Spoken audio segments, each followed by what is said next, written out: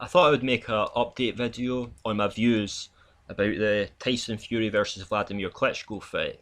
Now, I made a prediction video before May, which was supposed to be the original date when the fight was supposed to take place in Germany. And my view hasn't changed about the outcome of that fight since then. But since then, I did make a video a few weeks before the fight in July, when it was supposed to happen in July, that Tyson Fury was looking bigger, stronger, and that he would come in the best ever Tyson Fury for that rematch. My view hasn't changed about that either. I mean, people are expecting the anabolic steroid accusations to get him down, how the British public and everything getting him down for this fight, but I'm still expecting the best Tyson Fury to come out and fight Wladimir Klitschko and give him a maybe even a tougher fight than the last one.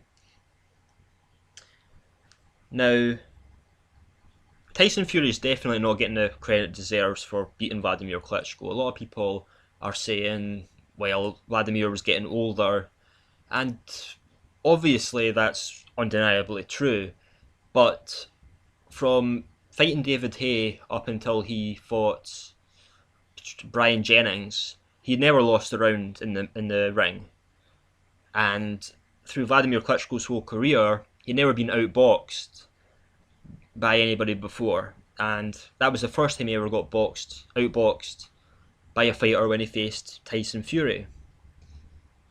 So Tyson Fury definitely deserves the credit for that. And another way people try not to give Tyson Fury credit for beating Wladimir Klitschko and being, the world heavyweight champion is by saying, yeah, he beat Wladimir Klitschko, but he's chinny. If he comes up against Anthony Joshua, he'll get knocked out. If he comes against a big puncher like Deontay Wilder, he'll get knocked out. And they try and point out him being chinny because of the Steve Cunningham fight and a couple other fights. But I'm going to use Muhammad Ali as an example again, and the reason I like to use Muhammad Ali as an example is people use him as the gold standard of heavyweight boxing and measure people up against Muhammad Ali a lot. And the similarity between Tyson Fury there and Muhammad Ali is Muhammad Ali came up against Henry Cooper before he fought Sonny Liston, and he got knocked down.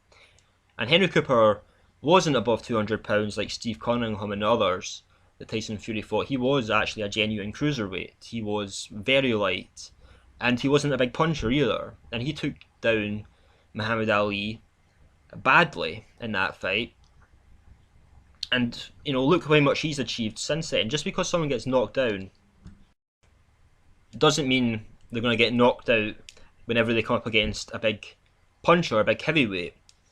I mean, Muhammad Ali came up against, Sonny Liston and George Foreman, and even Joe Frazier was considered a big puncher at that time, and Muhammad Ali beat all of them. So just because you've been knocked down in a less important fight doesn't mean you're going to get knocked out in a more important fight. Maybe the reason you got knocked down in that less important fight building up to a heavyweight challenge, heavyweight championship challenge, was because you weren't taking the fight as seriously. And if you actually watch the Tyson Fury versus Steve Cunningham fight, he wasn't taking that fight too seriously. He was showboating and clowning around a lot. And that was probably the reason why he got caught and got knocked down by Steve Cunningham. He was not taking that fight seriously. So don't expect him to come up against a big puncher, a big considered dangerous puncher like Ali was, and then get knocked out. I mean, Muhammad Ali proves that just because you've been taken down by a feather-fisted, weak opponent does not mean that you'll necessarily get knocked out by every single big puncher you're going to face. I think the biggest weakness that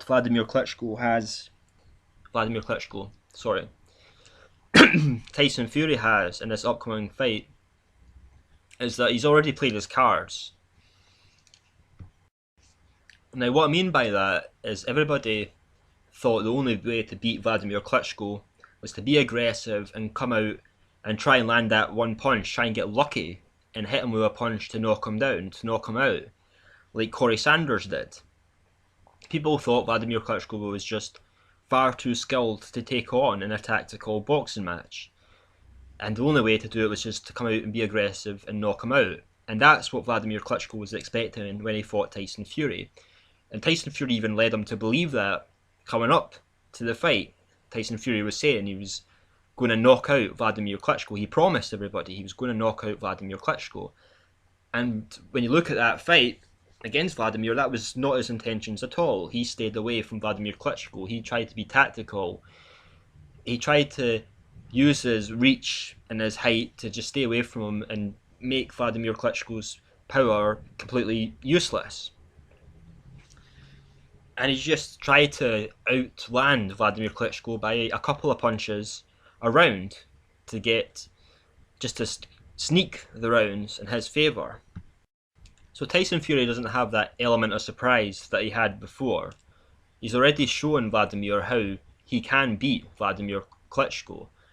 And people were wrong anyway to suggest that Tyson Fury could come out and be aggressive and knock out Wladimir Klitschko. The only people, and I said this before their first fight, to knock down Wladimir Klitschko have been power punchers. Every single one of them. Samuel Peter, Purity, Brewster never really knocked him down, but he got the win. Corey Sanders, they were all power punchers. That was the only people that ever knocked Wladimir Klitschko down, and Tyson Fury does not have that kind of power behind his punches. Now, what Wladimir Klitschko can do differently is quite simple, really. He just realises that he can't just try and wear his opponents down like he's done previously. Wladimir Klitschko is very tactical, very intelligent. He just tries to wear his opponents down and just take advantage of that later in the fight and knock the opponent out later in that fight. What he realised when he came up against Tyson Fury is you can't wear the guy down. Tyson Fury has amazing stamina. He's got just as good stamina as Wladimir Klitschko has.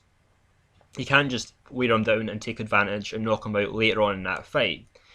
And that's what Wladimir Klitschko was trying to do during that fight. That's why Wladimir Klitschko was not changing his tactics through the halfway point of that fight. He just kept thinking that he's going to wear his opponent down and then take advantage of that later in the fight. And it didn't work out. So just realising that and realising the tactical mistake you've made is going to be a massive advantage for Wladimir Klitschko going into this fight. He realises he has to do something completely different.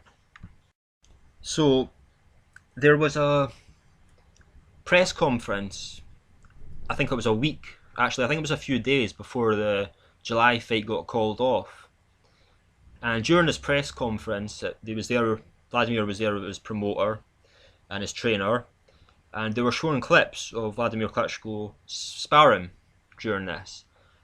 And a lot of people have been saying Wladimir Klitschko needs to do a lot, to see a change a lot for this rematch. And what Wladimir Klitschko was showing during that sparring was aggressive counter-punching. He wasn't trying to use his touch jab. He wasn't trying to touch his opponents and try and work off it and try and land that right hand anymore. He was waiting for the opponent to come to him and then counter him. And this is what he was showing during the press conference, and this is something different from what Wladimir Klitschko has done before. If you want to find that video, it was a couple of months ago now, I think. So my point is, Wladimir Klitschko is preparing himself for a different fight. He does know the mistake that he made. He can't wear down Tyson Fury. And Tyson Fury has already shown the way he can beat Wladimir Klitschko. And Wladimir Klitschko knows what to expect from Tyson Fury in this fight. But Tyson Fury doesn't know completely what to expect from Wladimir Klitschko. Because this is going to be a different Wladimir Klitschko. He is training differently. He is showing things he's never showed before. So my prediction for this fight is going to be the same as I predicted in my last prediction video. I'm still predicting Wladimir Klitschko to knock out Tyson Fury in the middle to late rounds of this fight. Not to wear him down, but to eventually just land the punch he's going to be looking for. And he's going to be looking for it in the first round, every single round, all the way through this fight. Just one small thing I'd like to add is, if this fight unfortunately does get pushed back again till next year, then yeah, I'm going to have to definitely reconsider my prediction on this fight, because Wladimir Klitschko is getting old, and it's not a massive problem being old. Well, it is a problem being old, but to be inactive as well as being old, to not testing your reflexes at that top level against that kind of opponent at that top level, you're going to lose your reflexes. It doesn't matter how many sparring sessions you're doing in the ring, unless you're kept getting put up to that test to actually keep your reflexes sharp all the time, you're going to start to lose them, and it's going to have a massive negative effect on your ability in the ring. And after you get past the age of 30, your reflexes do start to slow down. But you can reverse this by just keeping active, keeping fighting often, and you can keep your reflexes what they were in your 20s. But eventually it does catch up on you as you get older. The best example of this is Roy Jones Jr. So, if this fight does get pushed back again until next year, I'll be disappointed for a start, and yeah, I'll have to really reconsider my prediction for this video and start looking at some other different things. But right now, I expect Wladimir Klitschko to still win this fight by knockout, and that's all I've got to say.